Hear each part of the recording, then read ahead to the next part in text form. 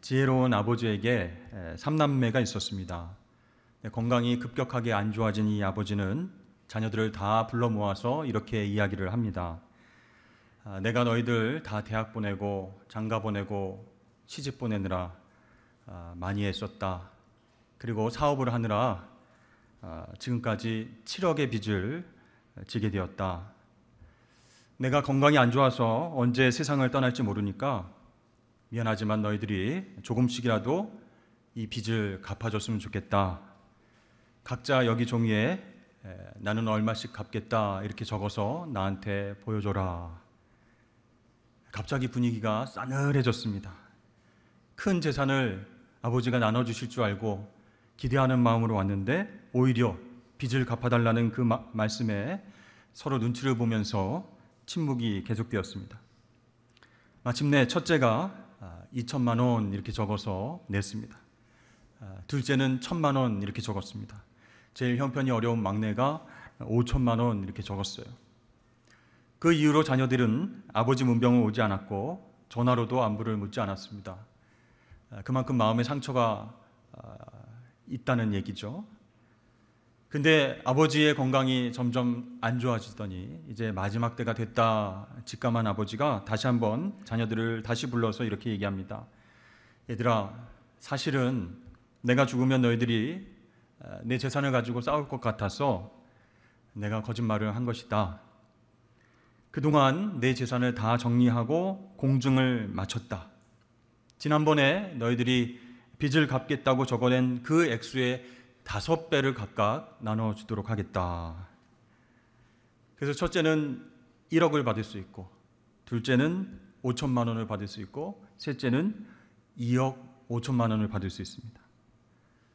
나머지 재산 50억이 있는데 이것은 너희들 어머니에게 줄 것이다.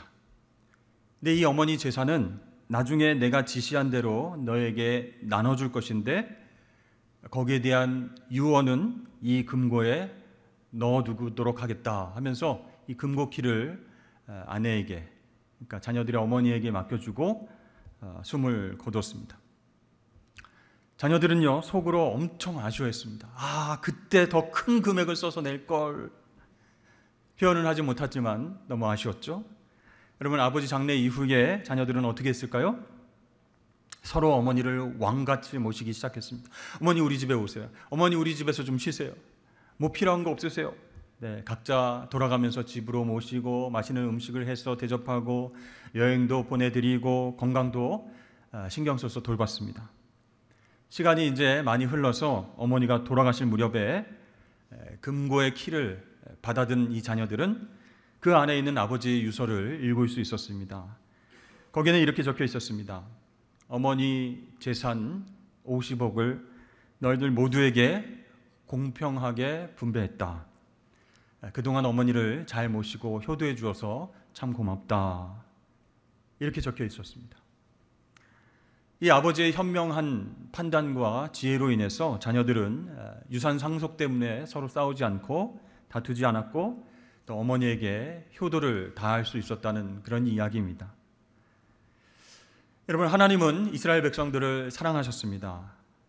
그들에게 복 주시기를 원하셨어요. 그래서 애굽에서 그들을 건져내 주시고 제사장 나라 거룩한 백성으로 삼아 주셨습니다.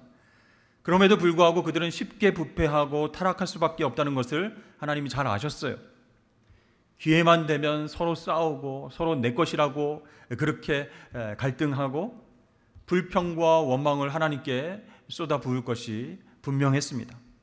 그리고 우상 숭배하면서 하나님으로부터 멀어질 것임을 하나님이 잘 아셨어요. 어떻게 하면 이 이스라엘 백성들이 서로 싸우지 않고 또 불평불만하지 않고 내가 준 복을 잘 누리면서 살 수 있을까? 하나님은 고민하셨습니다. 자, 그들이 하나님을 잊지 않고 감사와 축복을 누리며 살 수 있는 방법이 딱 하나 있는데 그것은 바로 그들이 예배하는 공동체가 되는 것이었어요. 그래서 하나님께서는 레위 지파를 거룩하게 구별을 하셔서 봉사하게 하셨습니다. 그 레위 지파의 가르침과 인도함으로 이스라엘 백성들이 하나님의 유산, 하나님의 축복을 누리면서 그 땅에서 살게 하신 것이죠. 그럼 레위인들이 하는 구체적인 일이 무엇일까요? 민수기 18장 4절에 이렇게 나와 있습니다. 레위인은 너와 합동하여 장막의 모든 일과 회막의 직무를 다할 것이요. 어떤 일을 하는 거예요? 하나님과 이스라엘 백성들이 만나는 장소 성막에서 봉사하는 것이었습니다. 그것이 레위인들의 우선순위고 사명이었어요. 그들은요, 먹고 사는 문제에 얽매이지 않고 이 백성들이 하나님을 잘 섬길 수 있도록 성막에서 제사하고 섬기는 모든 일들을 감당했습니다. 여러분, 이 땅의 소유에만 관심 있는 사람은 하늘의 것에 관심을 두며 살아갈 수가 없습니다. 그러나 반대로 하늘의 소망을 두고 사는 사람은 이 땅의 삶을 살면서도 하나님의 뜻을 이루며 살아갈 수 있는 것이죠. 그런 의미에서 하나님은 이스라엘 백성들이 이 땅 소유에만 관심 두지 않고 하나님께 제사 드리고 예배 잘 드리고 위의 것에 소망을 두고 살게 하시려고 레위인들을 세우시고 사명을 주신 것입니다. 그러므로 사랑하는 성도 여러분, 하나님이 우리들을 이 땅 가운데 레위 지파로 부르셨음을 믿으실 수 있기를 바랍니다. 나그네와 같은 삶을 살아갈 때 이 땅의 소유가 아닌 천국의 소망을 두고 하나님을 섬기며 복을 누리며 살아가길 원하시는 하나님의 마음을 우리가 알아야 됩니다. 그렇게 하나님 뜻대로 살아갈 때 우리는 하나님께서 남겨주신 유산과 축복을 이 땅 가운데 누리며 살게 될 줄로 믿습니다. 이제 본문의 배경 말씀을 보면 각 지파의 땅 분배가 마무리되고 하나님이 도피성도 정해주셨습니다. 그리고 오늘 하나님께서 레위 지파가 거주할 성읍과 초장을 주시는 장면이 나오죠. 하나님 왜 그러셨을까요? 이 레위 지파의 기업은 땅이 아니라 하나님이 기업 아니겠습니까? 그들에게는 거룩한 사명을 지켜야 할 의무가 있지 않습니까? 왜 하나님이 성읍과 초장을 레위인들에게 주셨을까요? 사실은요, 레위인들이 사는 성읍은 자신들 소유가 아니라 거주가 허용된 것입니다. 그래서 매매를 함부로 할 수가 없어요. 또 목축지는 엄격한 규정에 의해서 관리가 되었습니다. 그러므로 하나님께서 레위인들에게 성읍과 초장을 주신 목적은 무엇인가? 그것은 바로 이 레위인들에게 흩어져서 거룩한 영향력을 끼치며 살아라, 그런 뜻이라고 할 수 있습니다. 자, 먼저 하나님은 말씀에 근거한 레위 지파의 요구를 들어주셨습니다. 1절과 2절 말씀을 보면 이 레위 지파의 족장들이 제사장 엘리야살과 여호수아와 각 지파 족장들 앞에 나왔습니다. 그리고 하나님께서 이미 모세에게 하셨던 그 말씀을 상기시키면서 우리들이 거주할 성읍과 초장을 주십시오, 이렇게 요구하고 있어요.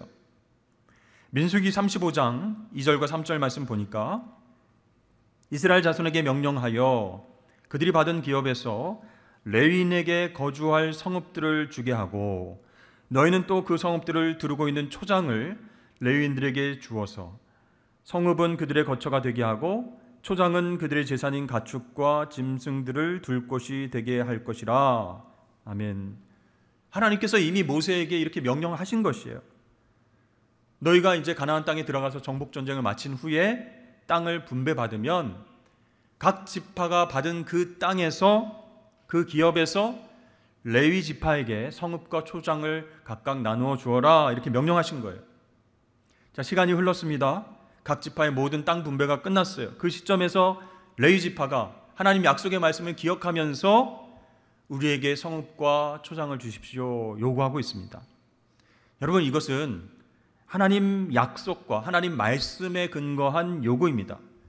따라서 개인적인 욕심에서 나온 것이 아니라 정당하고 아주 신앙적인 요구라는 것이죠.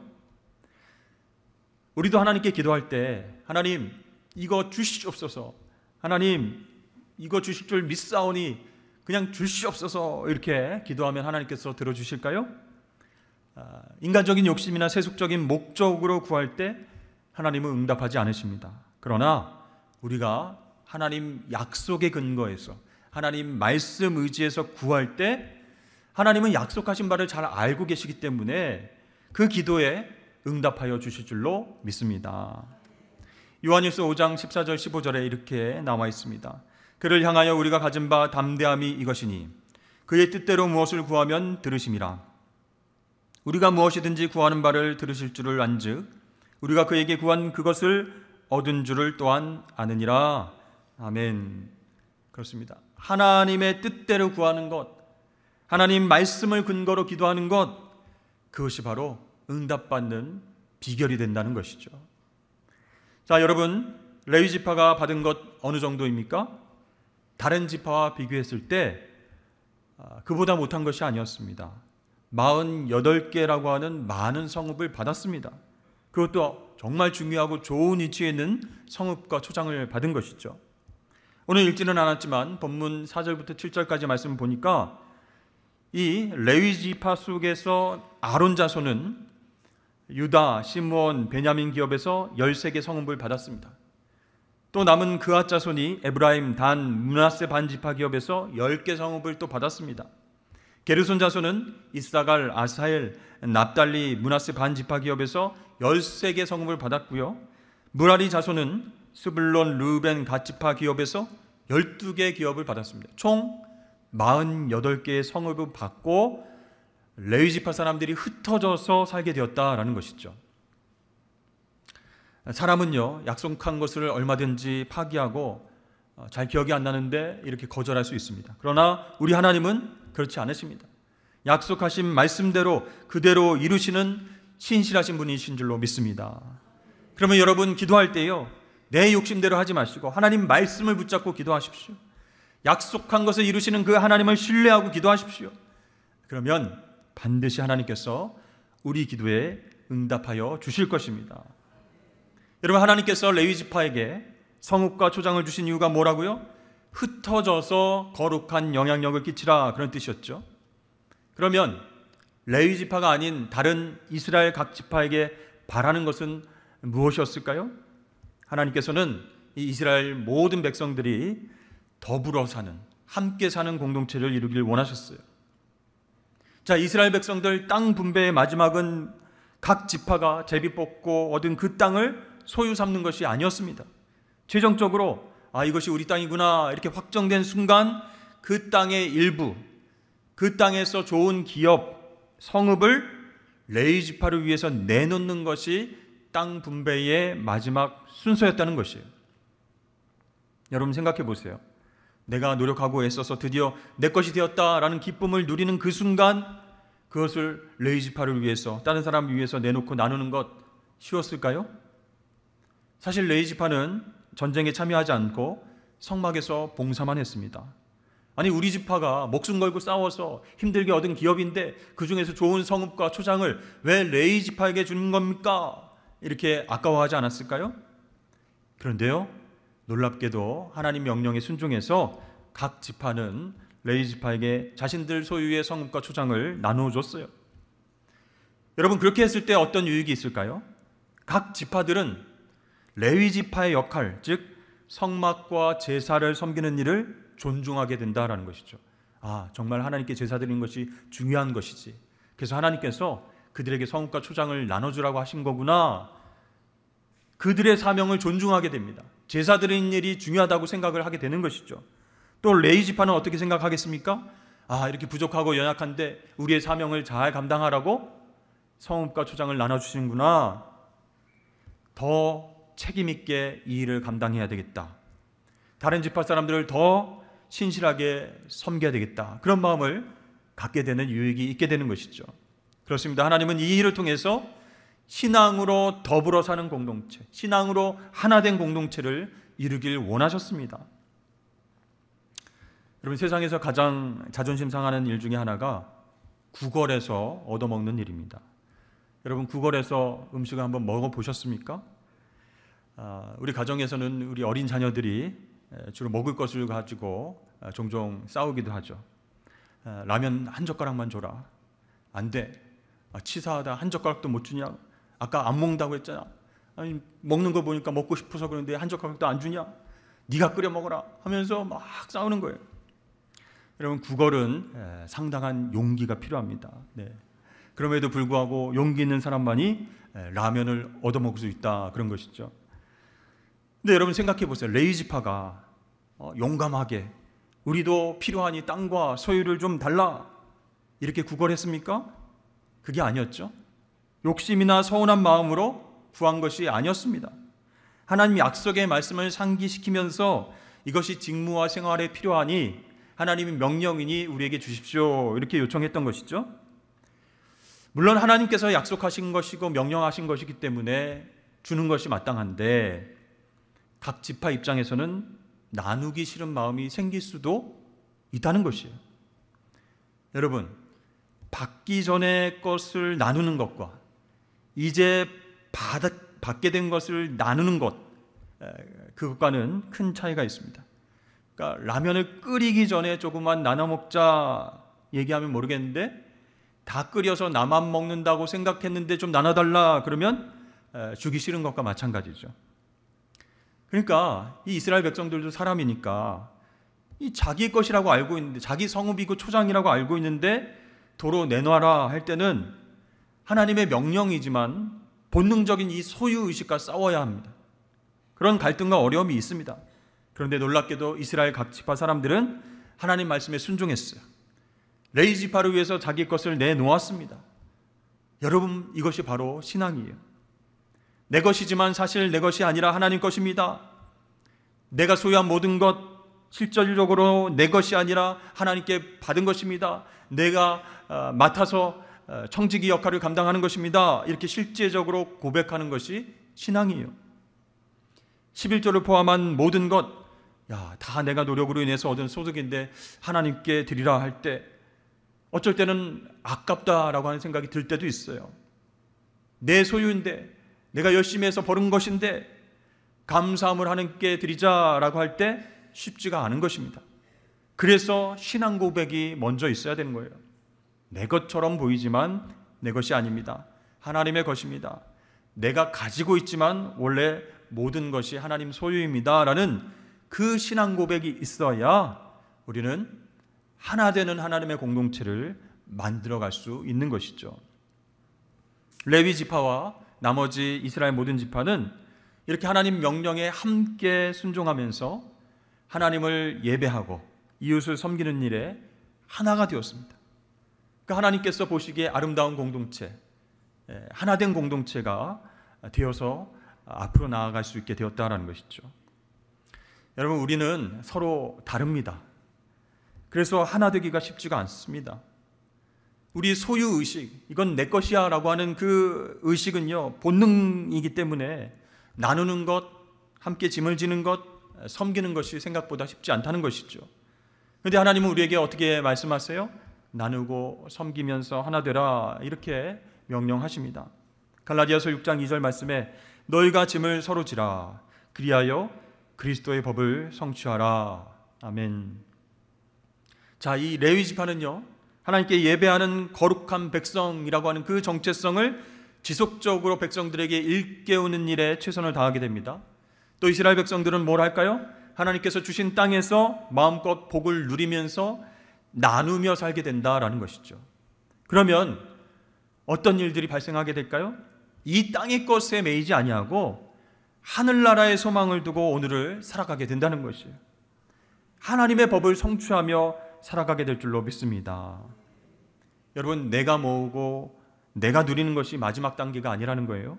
하나님을 위해서 나누고 하나 되는 것이 우리 인생의 마지막 마침표가 된다는 것을 꼭 기억하시길 바랍니다.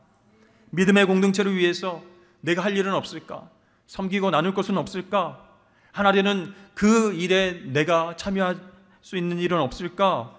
이렇게 사랑하며 나누는 것이 바로 하나님 백성들의 삶이다라고 오늘 말씀은 우리에게 메시지를 주시는 것입니다. 또 하나님은요, 오늘 레위 지파의 저주를 축복으로 바꿔주신 것을 우리가 발견할 수 있습니다. 원래 야곱의 아들들이 많았는데 시므온과 레위는요, 범죄를 저질렀어요. 그 죄값으로 인해서 저주받아서 흩어지도록 예언되었습니다. 창세기 49장 말씀을 보면 야곱이 자기 아들들을 모아놓고 축복과 저주의 말을 하는데 특별히 둘째와 셋째 아들에게 가혹한 말을 합니다. 창세기 49장 5절과 7절 말씀을 보니까 시므온과 레위는 형제요 그들의 칼은 폭력의 도구로다. 그 노여움이 혹독하니 저주를 받을 것이요 분기가 맹렬하니 저주를 받을 것이라. 내가 그들을 야곱 중에서 나누며 이스라엘 중에서 흩으리로다. 여러분, 아버지인 야곱이 왜 시므온과 레위에게 이렇게 큰 저주를 퍼부었을까요? 창세기 34장 말씀에 가보면 어떤 이야기가 나옵니까? 야곱과 가족들이 세겜이라고 하는 곳에 정착하려고 할 때 세겜의 왕이었던 하몰의 아들 세겜이 야곱의 막내딸 디나를 강간하게 되었습니다. 그 소식을 듣고 이 야곱과 아들들이 크게 분노했는데 그 중에서 시므온과 레위가 복수를 하려고 나선 것이죠. 세겜 족속 모든 사람들에게 너희들 다 할례를 받아야 된다. 그래야 내 동생 줄 수 있다. 이렇게 얘기를 했습니다. 그래서 할례를 받고 누워 있을 때 시므온과 레위가 쳐들어가서 그 세겜 족속 모든 사람들을 잔인하게 죽였습니다. 이 사건은요, 야곱에게 큰 충격과 분노를 안겨줬습니다. 야곱은 이것을 잊지 않고 자신이 죽을 때 시므온과 레위를 저주하게 되는 것이죠. 그러니까 그 아들들에게는 분깃도 없고 너희들 다 흩어지게 될 것이다 이렇게 말했습니다. 유업을 받지 못하게 되는 징계였어요. 여러분, 이 야곱이 내린 저주는 자손들에게 그대로 이어져 내려갔습니다. 그런데 하나님은 놀랍게도 이 저주를 축복으로 바꾸어 주셨어요. 레위를 흩으셨는데 그들로 하여금 하나님을 섬기고 예배하는 일을 맡기게 하심으로써 자신들의 분깃은 없지만 더 거룩하고 큰 사명을 가지면서 살게 하셨다라는 것이죠. 여러분, 저주받은 백성은 그 죄값을 치르며 살 수밖에 없지만 하나님은 선한 목적을 위해서 레위 지파를 거룩하게 사용하신 것입니다. 그래서 이스라엘 백성들이 이끄는 위대한 지도자가 레위 지파에서 많이 나오게 된 것을 또 우리가 보게 된다는 것이죠. 그렇습니다. 우리 하나님은 흩어질 수밖에 없는 저주의 백성들을 다시 복을 누리며 사는 백성으로 바꾸어 주시는 분이세요. 그들이 하나님을 예배하게 하는 일을 성실히 감당할 때 후손의 후손, 대대손손을 축복하셨습니다. 사람들로 하여금 하나님을 섬기고 예배하게 하는 그 사명을 아름답게 감당하는 이 레위 지파에게 하나님은 저주를 축복으로 바꿔주시는 놀라운 일들을 행하셨습니다. 혹시 여러분들 중에 우리 부모님의 죄와 허물로 인해서 지금 내가 고통을 당하면서 힘들게 살고 있다 이렇게 절망하고 있는 분이 계시다면 결코 낙심하지 마시길 바랍니다. 하나님은 우리의 저주를 바꿔서 축복으로 만들어주시기 때문이에요. 중요한 것은 레위 지파처럼 사명받은 우리가 흩어져서 살 때 무엇을 위해 살 것인가, 그것을 하나님이 지켜보신다는 것이에요. 여러분, 우리가 하나님의 기업, 하나님의 분깃, 그 축복을 받고 안정을 누려도 하나님 주신 사명을 제대로 감당하지 못하면 그 축복이 저주가 됩니다. 그러나 저주의 삶을 이어받았다 할지라도 하나님께 순종하며 살 때 우리는 이 땅 가운데서 귀한 축복을 누리며 살게 될 줄로 믿습니다. 사명을 향한 순종, 그 섬김, 그것을 하나님이 보시고 후손 대대로 축복하시고 저주를 복으로 바꿔주신다라는 것이죠. 그래서 우리가 이 말씀을 통해서 우리가 조상으로부터 저주와 상처를 받아서 내가 고생하는구나 탄식할 문제가 아니라는 거예요. 나에게는 왜 축복이 없나 한탄할 것이 아니라는 것이요. 내가 어디서 무엇을 하든 간에 하나님 뜻을 위해서, 하나님을 높여드리는 그 영광스러운 일을 위해서 살아갈 때 하나님은 우리의 모든 저주를 끊으시고 복을 누리는 백성으로 바꿔주실 줄로 믿습니다. 이 무당 엄마, 목사 아들, 이런 제목의 책이 있습니다. 거기를 보면 저자가 이제 군에 입대할 즈음에 이 어머니가 내임굿을 받고 작두를 실제적으로 타는 무당이 되었습니다. 지금 나는 신학교에 가가지고 목사가 되려고 하는데, 아니 어머니가 무당이 됐다, 그 사실을 받아들일 수가 없었어요. 어떻게 나에게 이런 일이 있을 수 있는가, 힘들고 답답했는데 지금은 깨달았다고 합니다. 왜냐하면 그 가정이 할머니, 외할머니 그 윗때부터 우상 숭배가 뿌리가 깊었고 점을 치고 무당을 찾아가는 그런 일들을 많이 했다고 합니다. 그게 대물림되었어요. 그래서 이 어머니는요, 뭐 이사하는 일, 아버지 사업의 일, 자녀들의 앞길, 모든 일에 점을 치고 구술하는 삶을 살게 되었습니다. 그 결과 우상의 메인 집안이 되었고 급기야 그 어머니가 무당이 되는 일이 벌어진 것입니다. 그래서 그 아들 목사님에게 하나님께서 그런 마음을 주셨어요. 대대로 내려오는 그 우상 숭배의 집에서 나를 선택하셔서 예수 십자가 능력을 믿음으로 모든 저주의 대물림을 끊어버리기를 하나님이 원하시는구나. 그걸 깨닫고 무당 어머니에게 복음을 전하기 시작합니다. 어머니, 귀신들 얘기에 놀아나면 안 됩니다. 점을 쳐주고 돈을 받으면 안 됩니다. 하나님이 정말 싫어하시는 일입니다. 우상 숭배입니다.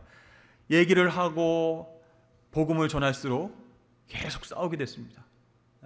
앞으로 한 번만 더 그렇게 얘기하면 이제 인연을 끊자, 집을 나가라, 뭐 이렇게 계속 싸우게 되는 것이에요.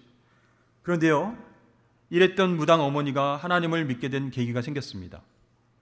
어머니 입장에서 자기도 답답하잖아요. 그래서 이 목사 아들의 점을 많이 받게 됐습니다. 그래서 우리 아들이 어떻게 되겠습니까? 하고 점을 보러 다녔대요. 근데 점을 볼수록 한결같이 아들을 꺾을 수가 없다, 이런 점괘가 나오더랍니다. 그래서 어떤 무당은요, 목사 아들의 뜻을 따르라, 이렇게 전도 아닌 전도를 받았다고 이야기를 합니다. 그러니까 무당들도요, 하나님께서 자신들이 그 섬기는 신보다 세다는 것을 잘 알고 있는 것이에요.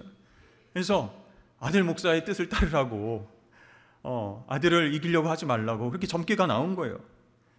이 점괘를 맹신하던 이 어머니가 마음이 흔들리기 시작했어요. 하나님께서 역사하기 시작하신 것이죠. 또 결정적인 또 하나는 졸업 예배에 이 아들이 어머니를 초대한 것입니다. 제가 마지막으로 졸업 예배 드리는데 부모님 다 모시고 오랍니다. 어머니 꼭 오셔야 되겠습니다.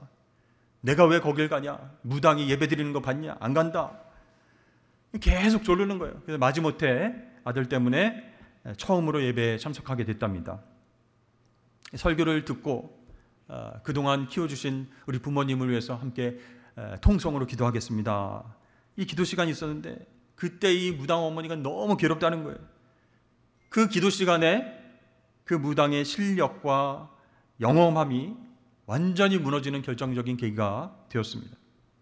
이 어머니가요, 무당 어머니가 예배를 드리는데 막 가슴이 터질 것 같이 막 답답하고 너무 힘든 거예요. 통성 기도 때는 머리가 깨질 것 같은 두통이 막 밀려와서 나가려고 하는데 아들이 막 옆에서 꽉 잡고 있는 겁니다. 버티라고, 기다리라고. 예배를 마치고 돌아온 후에 어떻게 되었을까요?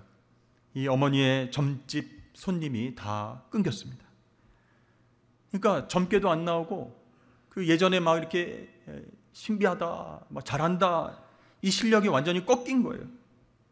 그래서 점을 그 뒤로는 치지 못했다라는 것이죠.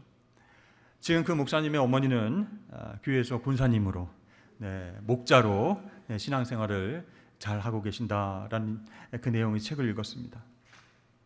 사랑하는 성도 여러분, 우리의 과거가 어떠할지라도 과거를 원망하지 마십시오. 오늘 가장 열악하고 힘든 상황 가운데서도 하나님의 영광을 위해서 살기로 결정하십시오. 그때 저주를 축복으로 바꾸시는 하나님의 은혜를 맛보게 될 줄로 믿습니다.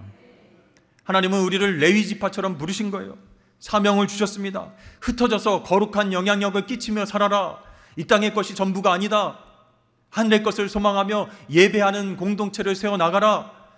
내가 너희 가게에 흐르는 저주를 끊어낼 것이다. 하나님이 그렇게 복 주시기 위해서 우리를 레위 지파로 부르셨습니다. 땅에서의 소유가 중요한 것이 아니라 하늘의 복을 이 땅에서 누리며 살기를 원하시는 거예요. 여러분, 우리가 각자 흩어져서 레위 지파처럼 거룩한 영향력을 끼치며 살아갈 때에 하나님은 우리 과거의 저주와 상처를 놀라운 축복으로 바꾸어 주실 줄로 믿습니다. 우리를 통해서 많은 영혼들이 하나님을 예배하는 백성으로 돌아가게 하실 줄로 믿습니다. 그것을 꿈꾸면서 여러분 각자의 자리에서 흩어져서 거룩한 삶으로 승리하실 수 있길 주의 이름을 간절히 축원합니다.